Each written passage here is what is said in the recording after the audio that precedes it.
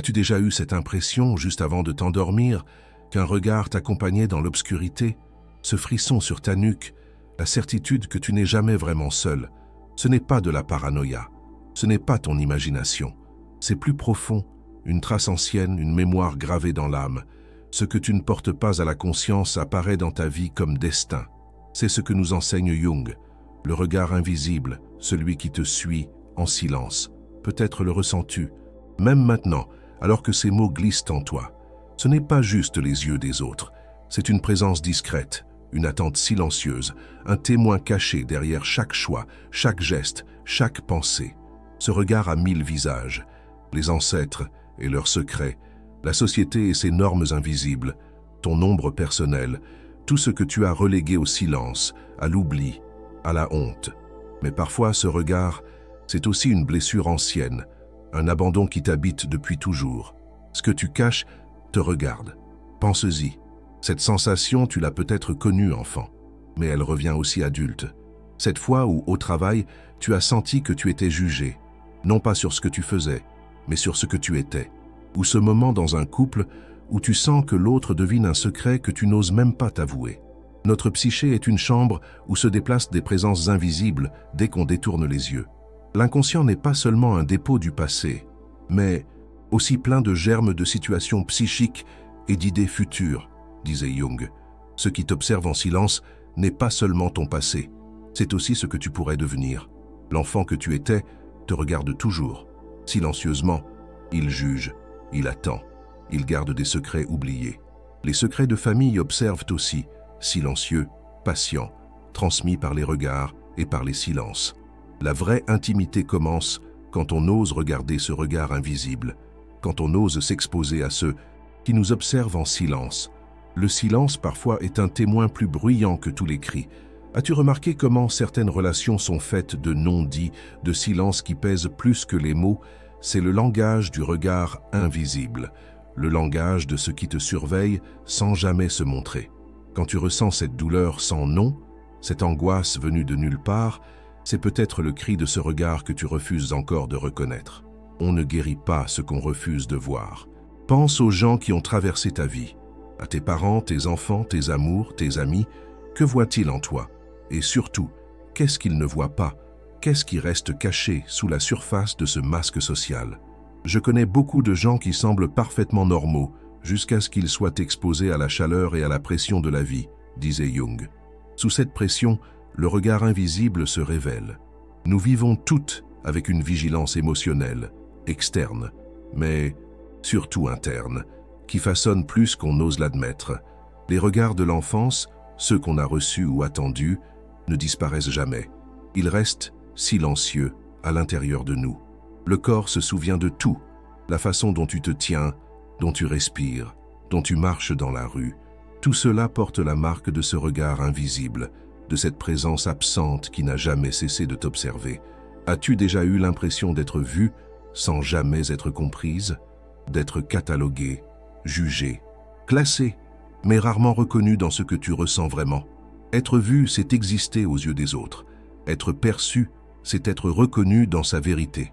On peut être entouré et rester invisible. Combien de fois as-tu gardé le silence par peur de ne plus être aimé? Le monde nous classe sans nous connaître, nous juge sans nous comprendre. Ce regard social qui impose ses règles et ses masques, tu le connais. Mais le plus difficile n'est pas toujours le jugement extérieur. Parfois, c'est notre propre regard, cette voix intérieure qui censure nos envies, nos désirs, notre authenticité, avant même qu'on ait osé les formuler. Nous ne voyons pas les choses telles qu'elles sont, nous les voyons telles que nous sommes. Jung. Le corps parle avant l'esprit. Ce que tu caches, ton corps le révèle. As-tu déjà senti ce serrement dans la poitrine, cette tension qui monte sans raison, ce frisson sur la peau? Le corps observe et se souvient, même quand tu préfères oublier. Les secrets de famille, les peurs héritées, les silences qui durent d'une génération à l'autre. Tu portes parfois des histoires qui ne t'appartiennent pas. Le non-dit façonne le destin autant que les mots. Dans l'intimité, en amour, en amitié, même dans le couple, il y a ce moment étrange où tu sens que l'autre lit en toi ce que toi-même refuses encore de voir. On ne guérit pas ce qu'on refuse d'accueillir. ce malaise dans certains lieux, cette attraction vers certains objets, ce trouble devant certains paysages, ce n'est pas un hasard. C'est le dialogue silencieux entre ce que tu es et ce qui t'observe en toi. Souvent, ce n'est pas le monde qui nous observe le plus cruellement, c'est notre propre inconscient, notre histoire, notre corps. Et toi, quelle partie de toi observes-tu en silence sans jamais oser les montrer? Partage-le si tu veux, ou garde-le en toi, mais reconnais-le. C'est là que commence la vraie libération. Tu n'imagines pas tout ce qui te suit en silence. Tu vis, tu avances, mais une part de toi observe depuis les coulisses. Une ombre douce ou lourde toujours là, même quand tu crois l'avoir oubliée. Chacun de nous est suivi par une ombre, écrivait Jung. Cette ombre, ce n'est pas seulement ce que tu refuses de voir, c'est tout ce qui t'observe patiemment depuis l'intérieur. Parfois, ce n'est pas un secret que tu caches aux autres, mais un secret que tu te caches à toi-même. Ces vérités que tu sens du coin de l'œil, ces intuitions qui passent comme un frisson dans la nuit, ces émotions qui surgissent sans raison. Tu connais ça, n'est-ce pas? Tout ce que tu refuses de voir t'observe. Peut-être as-tu déjà eu peur de ta propre réaction, d'une pulsion incontrôlable ou d'un désir que tu n'oses même pas formuler. Ce sont les fantômes de ton histoire, de ton corps, de ta lignée. Les secrets de famille sont comme des parfums qui persistent, des voix chuchotées derrière les portes closes. Cette maladie qu'aucun médecin n'explique. Cette compulsion à répéter le même scénario. Ce sentiment de ne pas vivre ta vie, mais celle d'une autre. Ce que nous n'amenons pas à la conscience, nous le vivons comme destin, disait Jung. Et parfois, ce destin porte le visage de nos silences. Ferme les yeux. Revois une pièce interdite de ton enfance. Qu'y trouves-tu aujourd'hui?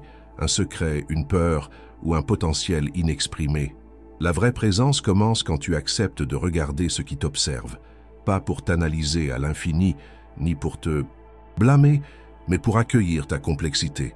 Ce n'est pas la lumière qui te guérit, c'est ta capacité à rester avec ton ombre.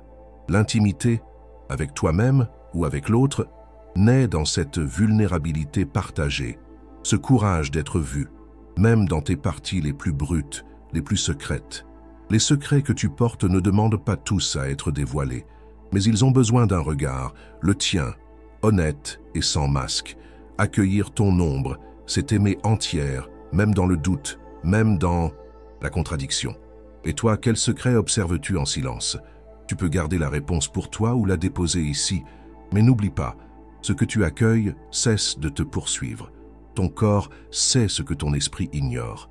Il garde les traces, les blessures, les histoires que ta mémoire officielle préfère oublier. As-tu déjà eu ce malaise en croisant ton reflet?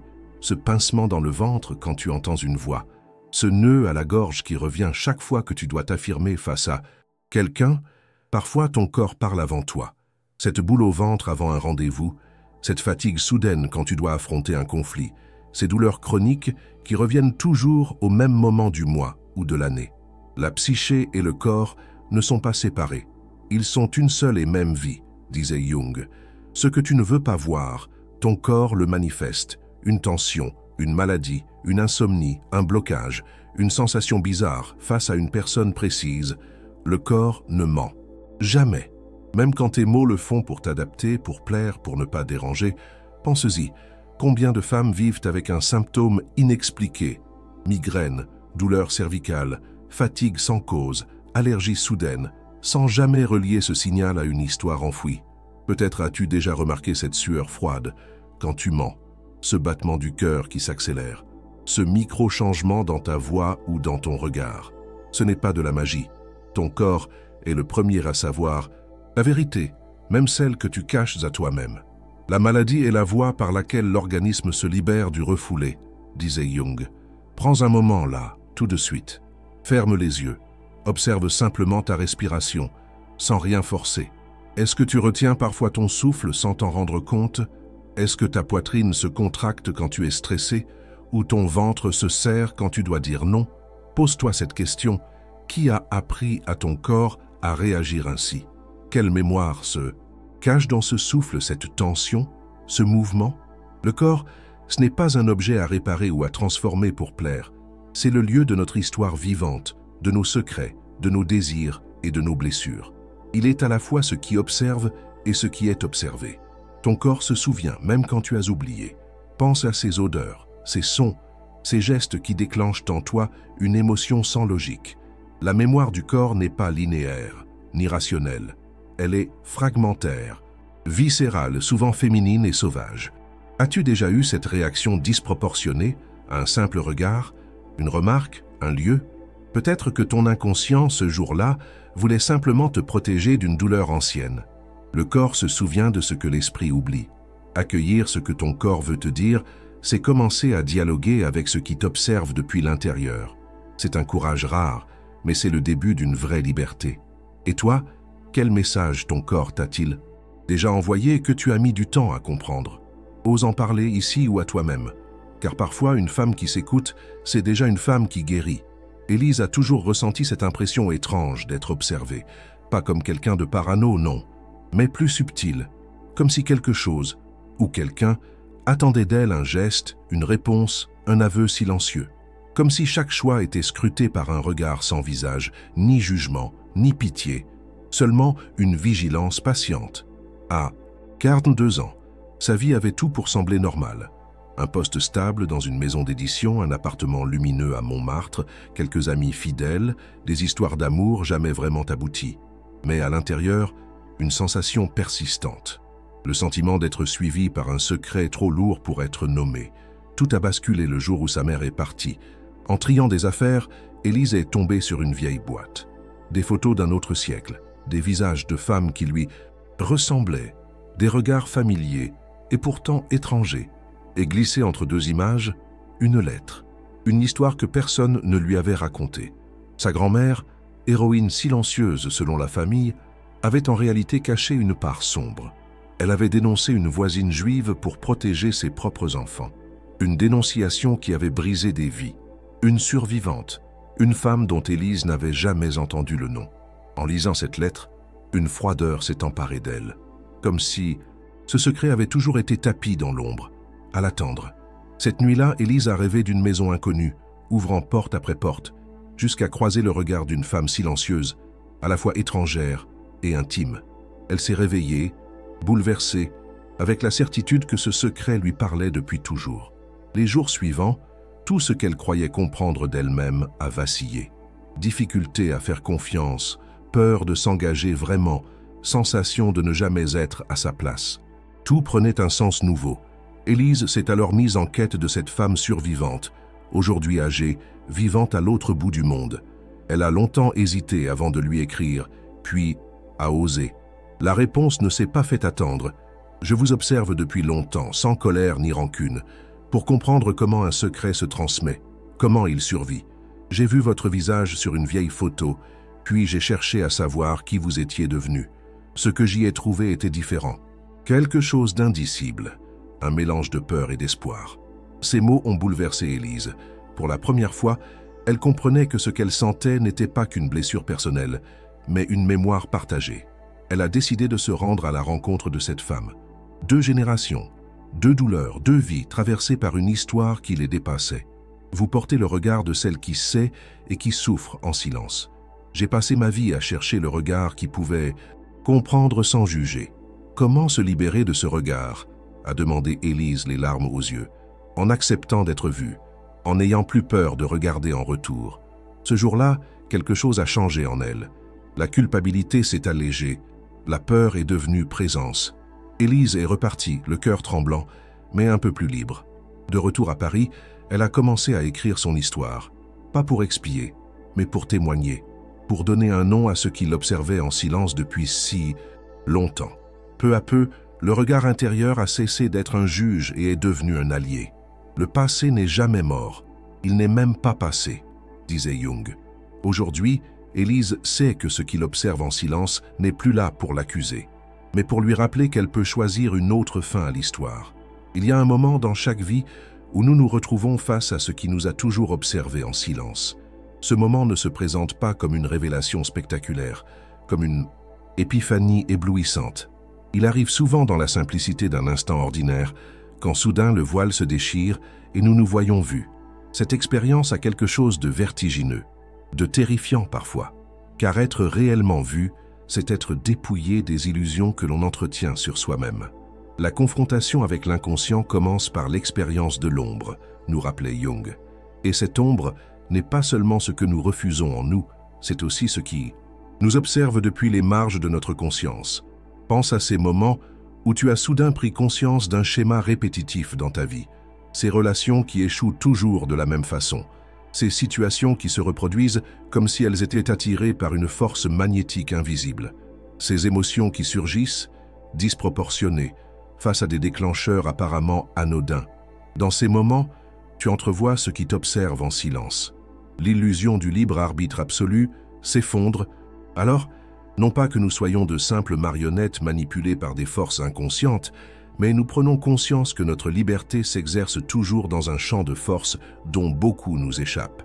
Et cette prise de conscience peut être libératrice. La liberté ne s'acquiert que par la reconnaissance de la nécessité, disait Jung. C'est en reconnaissant ce qui nous détermine que nous pouvons commencer à nous en libérer. Cette reconnaissance commence par l'acceptation d'être vu, non pas seulement par le regard des autres, mais par ce regard intérieur qui ne peut être trompé. Imagine maintenant que tout ce que tu as vécu, chaque joie, chaque souffrance, chaque réussite, chaque échec, a été observé par un témoin silencieux. Un témoin qui ne juge pas, qui ne condamne pas, qui ne glorifie pas, qui simplement voit. Si tu rencontrais ce témoin, quel visage aurait-il? Quelles questions lui poserais-tu? Et surtout, quelles questions te poserait-il à toi? La rencontre, avec ce qui nous observe en silence, n'est pas la fin du chemin. C'est le début d'un dialogue plus authentique avec nous-mêmes, avec notre histoire, avec nos profondeurs. Le but de l'individuation n'est rien d'autre que de libérer le soi des fausses enveloppes de la persona et de la puissance suggestive des images archétypiques, écrivait Jung. En d'autres termes, c'est d'arriver à se voir tel qu'on est vraiment, à travers le regard de ce qui nous a toujours observés. Cette vision n'est pas statique, elle est vivante, changeante, évolutive, car ce qui nous observe change aussi, à mesure que nous changeons notre relation à ce regard. Il y a un courage rare à vivre ainsi, en dialogue constant avec ce qui nous voit, même quand nous détournons les yeux. Le courage d'une vie authentique, d'une vie vécue non pas dans la négation ou l'évitement de nos contradictions, de nos zones d'ombre, de nos blessures, mais dans leur intégration, jour après jour. On ne s'illumine pas en imaginant des figures de lumière, mais en rendant consciente l'obscurité, nous rappelait Jung. Et cette obscurité nous regarde, attendant d'être reconnue. La vigilance silencieuse qui nous accompagne depuis la naissance n'est pas notre ennemi. Elle peut devenir notre guide le plus intime, même lorsqu'elle se manifeste sous forme de symptômes, de blocages, de répétitions douloureuses. Apprendre à dialoguer avec ce qui nous observe en silence, c'est apprendre une nouvelle forme d'intimité, avec soi-même, avec son histoire, avec le mystère qui nous constitue. C'est peut-être là la forme la plus profonde de guérison, non pas la disparition de toute souffrance, mais l'intégration de cette souffrance dans une conscience plus vaste, plus inclusive, plus compatissante. La vulnérabilité est la seule voie vers l'intimité véritable, disait Jung. Et cette vulnérabilité commence par l'acceptation d'être vu dans sa vérité nue. Si tu as suivi ce chemin jusqu'ici, tu as sans doute commencé à sentir ce changement subtil dans ta relation à ce qui t'observe en silence. Une ouverture, un début de dialogue, une reconnaissance mutuelle, ce n'est pas la fin de la vigilance, c'est sa transformation. D'une surveillance anxieuse, méfiante, à une présence attentive, curieuse, presque aimante. Ce qui t'observe en silence n'est pas séparé de toi, c'est une partie de toi qui attend d'être réintégrée dans ta conscience. L'individuation n'exclut pas le monde, mais le rassemble, écrivait Jung. Ce rassemblement commence par la réconciliation avec ce qui, en nous, nous a toujours regardés, même quand on préférait détourner les yeux. Cette réconciliation n'est pas un état final à atteindre, mais un chemin vivant. Une danse entre ce qui est révélé et ce qui reste caché, entre ce qui est dit et ce qui demeure en silence, entre ce qui est vu et ce qui continue à observer. Si ce texte a trouvé écho en toi, si tu reconnais cette présence silencieuse qui t'accompagne depuis toujours, sache que tu n'es pas seul. Nous sommes toutes, à notre façon, observées par des parties de nous-mêmes que nous n'avons pas encore pleinement accueillies. Dans cette reconnaissance partagée réside une forme profonde de communion humaine, car ce qui nous unit, c'est cette expérience universelle d'être à la fois celle qui voit et celle qui est vue, celle qui agit et celle qui observe, celle qui raconte et celle qui écoute. Si tu veux continuer ce dialogue, tu peux déposer ici une phrase, un mot, un silence, ou simplement t'approprier cette phrase qui accompagne la fin du chemin. J'accepte désormais de voir ce qui m'a toujours observé en silence. Merci d'avoir parcouru ce chemin avec moi, à ta façon, en silence ou en partage. Et si tu ressens l'envie de t'exprimer, de partager ton expérience, fais-le librement ici, ou garde-le comme un secret précieux dans la confidence de ton cœur. À très bientôt pour d'autres traversées de l'âme, là où nos regards se rencontrent, même dans le silence.